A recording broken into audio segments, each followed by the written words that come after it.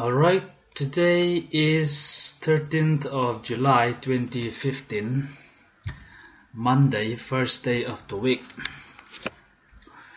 Let's recap the news that came out today.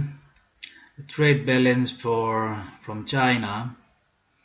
What I read in news today was the export was doing better, so they exported more, but the import was still less.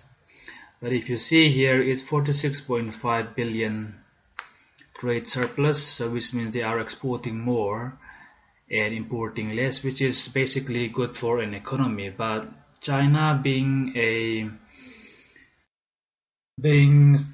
the world was almost depending on China to consume, so which means for it to consume, it has to import more. So even though it looks good for the economy as a whole, for the world economy, for other economies, when China consumes less or when China imports less, in terms of iron and steel and commodities, coppers or whatever, it's good for other economies, like for example Aussie, Kiwi, but it looks like the Chinese economy may be slowing down a bit. So this is another sign which shows that Chinese economy may be slowing down. This was the only important news it seems from today. Of course, over the weekend there was the Eurogroup meetings going on, and looks like they have come to an agreement for a third bailout.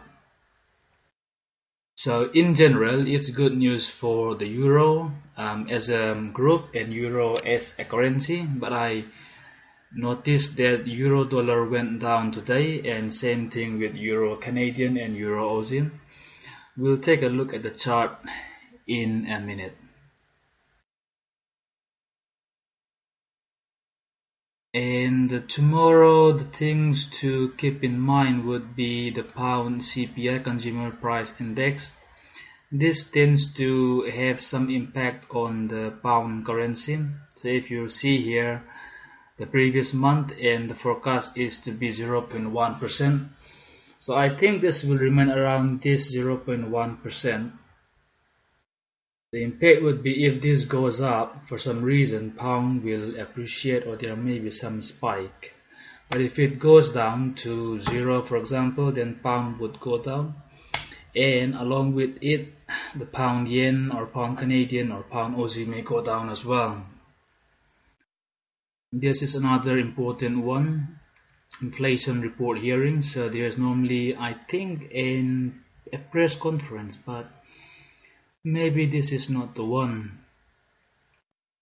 So Governor Kani speaks tomorrow, so he might give some indication of, he might say something from the inflation and also mention something about the future rate rise.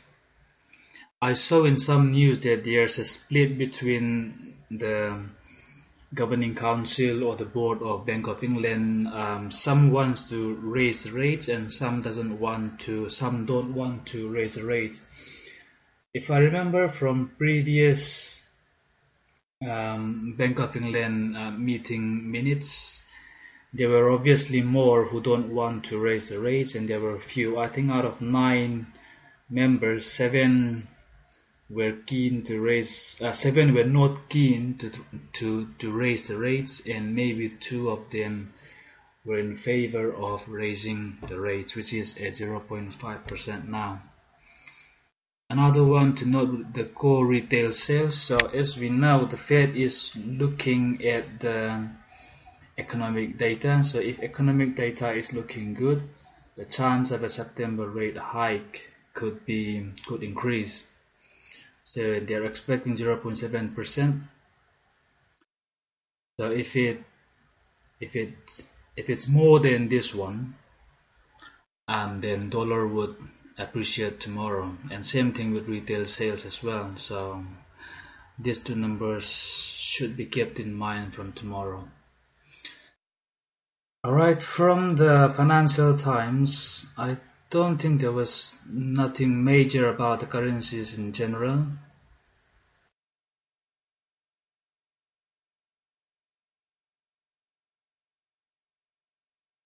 This is from Friday, so might as well ignore this. So euro gained or rallied on Friday, but I saw today that it has fallen down a bit.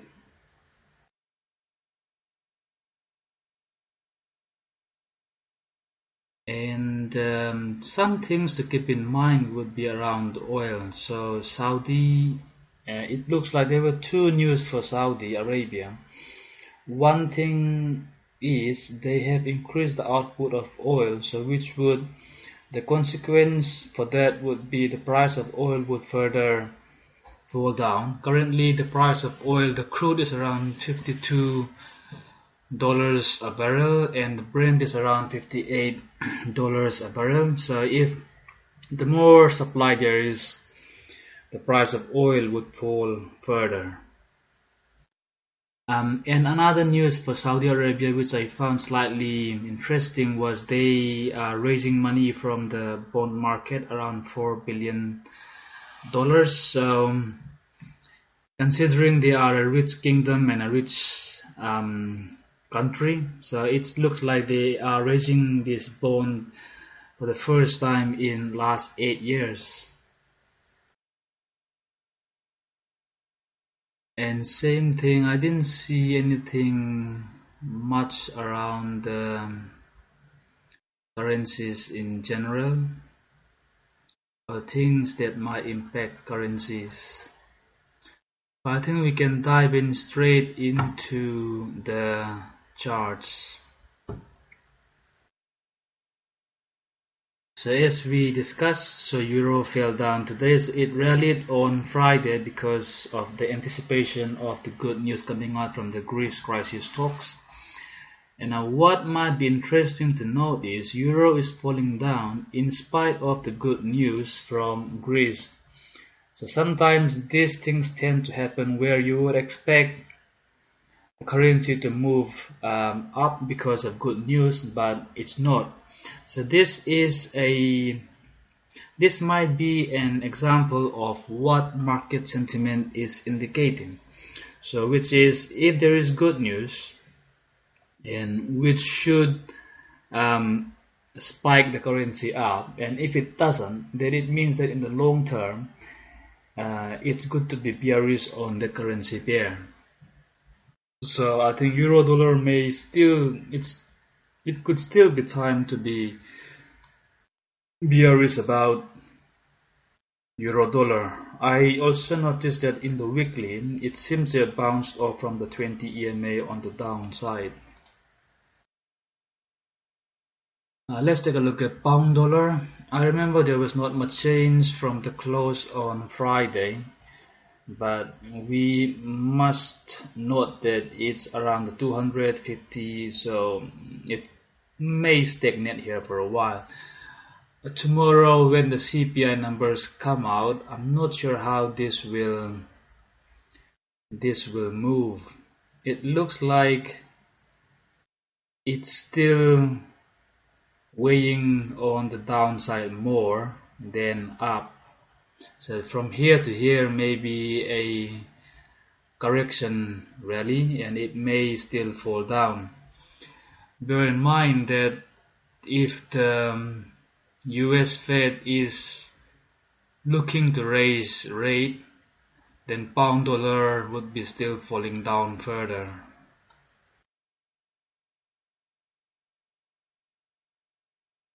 And dollar yen, I saw it had moved up today, so there has been a 3 days rally. I had lost some money on this one because I thought it will appreciate till up to 20 EMA around this area and then fall down again, but it's not. But having said that, this doesn't show that it is on an uptrend now yet, so we'll have to wait and watch for the next couple of days or maybe a week or so to see how this will move up. Last week seems like it was testing a low with the weekly, so it can move up as well, but I think we'll just have to wait and watch on dollar yen. Now the impact of this one is because dollar yen is moving up, pound yen is moving up as well. Dollar Canadian, I think there was tomorrow, or not tomorrow, but I think on Thursday, on Wednesday, the Canadian rate is coming out, which is at 0.75%. So now the thing to note here is, because the oil price is falling down, well, not really. When I look at the chart for today, it was not really like plunging, in a very bad state. So they may keep the rate at 0.75%. So the chance of increasing is very less, but there's a slight chance that they might bring the rate down to 0.5%, but it's not very likely, I must say. So if they keep the rate the same, dollar Canadian may fall down, because it will imply that the Canadian dollar is strong. So dollar Canadian may fall down this week on Wednesday. This is so on the weekly, there's not much of a pattern we can make out. Aussie dollar has been stagnating around 0.74 mark, and there's nothing much coming out from Aussie, I think, as far as news is concerned. Keep in mind here that in the monthly it seems to have broken past a support around the 0.775 region. So Aussie dollar may fall down. I saw a news somewhere today that Aussie is still strong, and it's still, by it means I'm referring to the Reserve Bank of Australia.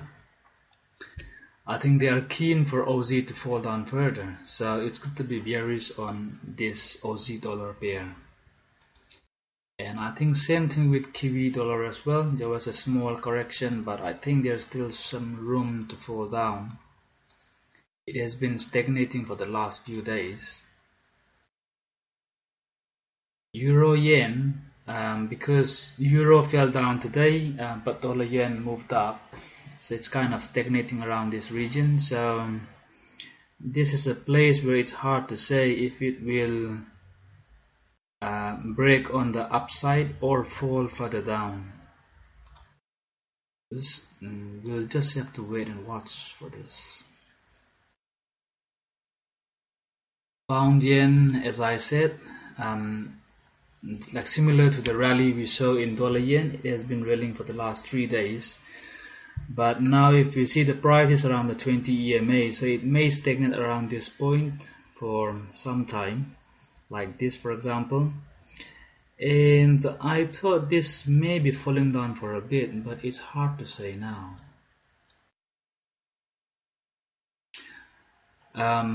Important thing to note would be the CPI from tomorrow for pound and the rate on Wednesday, so that might cause some moves in the pound pairs. Euro Canadian was falling, so it fell down today. Even though it looks bullish on the short-term trend, but in the long term it's still bearish, so we don't know yet. Pound Canadian has been appreciating for quite a while, since the beginning of May, so good to be bullish on this pair until at least it crossed down below the 20 EMA. Euro Aussie is bullish as well, so it's good to be long in this pair, but we should be slightly cautious, because in the long term it doesn't seem to have much strong swing on the bullish side or on the bearish side. But even though it looks like in the weekly it seems to have started an uptrend, but euro could fall down, so it's hard to say. So the other possible scenarios that could play out is it could fall down further to, if you see here, The price action is above 250, 20 and 5. This is a very clear uptrend, so I think it's good to be bullish in this pair. Pound Aussie has been bullish for a long time, so until the trend change, it's good to be bullish in this pair. Nikkei is exhibiting the same pattern we saw with dollar yen and pound yen. So not sure if this will appreciate further. Maybe not, because in the long term, the Japanese stock market has been going up on the upside. It's hard to say, even in the monthly, even though there has been a seller bar in June. So this could be the top. 21,000 has been the highest since last 15 years. So maybe it's due for a correction in the Japanese market. S&P 500, we discussed last week that it may fall down, but it didn't, and it actually spiked up. So maybe a dream of the beginning of a downtrend was, what's the word, a little too early. UK FTSE swung up today. That's good for the UK industries, and if you see here, it seems to have bounced up from the 200 EMA.